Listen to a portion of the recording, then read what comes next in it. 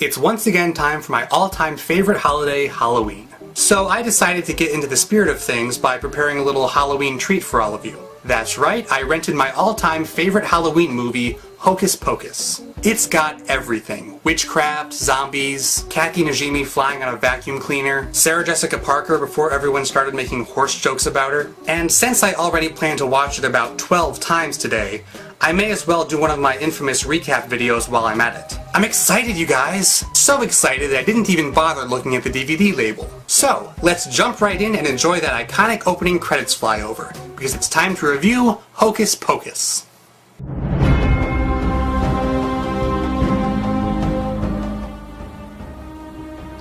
This is Hocus Pocus.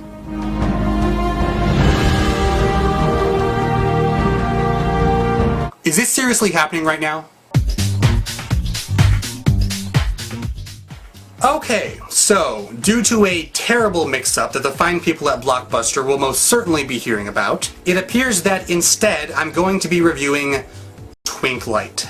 Yes, Twinklight, that memorable homage to the works of Stephenie Meyer that can best be summarized in 3 simple but resonant words. Billa, you guys.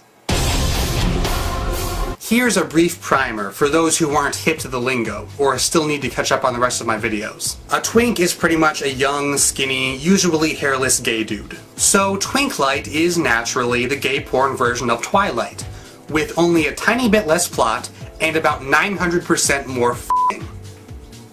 Hi, Mom!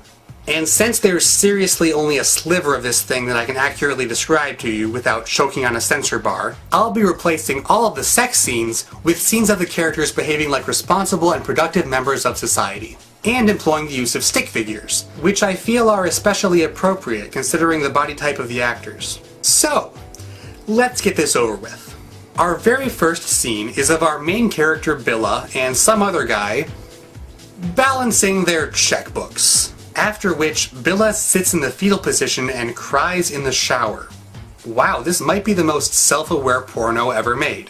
Leaving behind a note for his mother, who is totally not a PA wearing a wig, Billa hitchhikes his way to his friend Bailey's house. The two of them visit a gay dance club, where they attract the attention of some vampires, who are not super subtle about being vampires.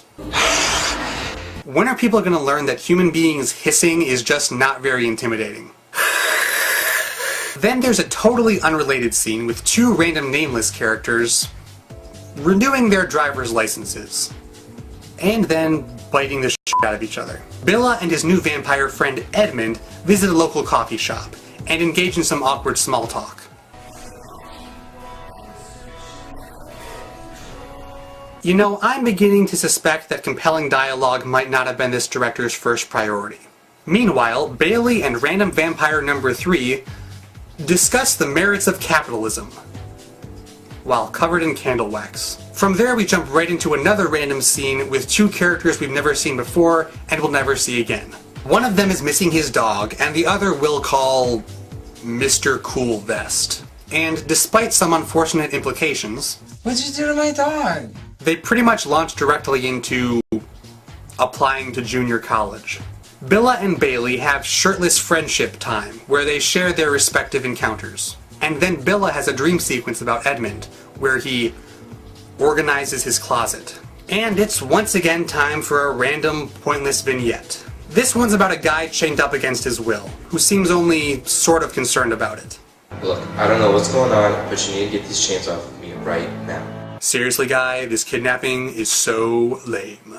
Billa and Edmund frolic through the woods, while Bailey gets his shoulder sucked on. There's not even a sex scene here, it's just like a full minute of weird, bloody shoulder biting. Hot. Bailey shows up at the club covered in bite marks and passes out from blood loss. Bailey! Help! Someone help! Stop. Shh. Please, help! Someone! Oh my god, help! My best friend is dying. Ah. No, really, I'm pretty sure he straight up dies, and they just leave. Hot. And with absolutely zero context, we jump straight into a threesome scene. I mean, a studying for final exams threesome scene. Seriously, this thing has more dangling plot threads than Season 2 of Heroes. Edmund mind melds with Billa and shows him how he became a vampire and accidentally killed his boyfriend. Much like in the source material, Billa is basically totally okay with this, and the two of them floss for like a full half hour.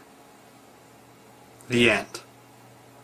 What do you want me to say here? It's not like I can sit here and critique this thing with a straight face.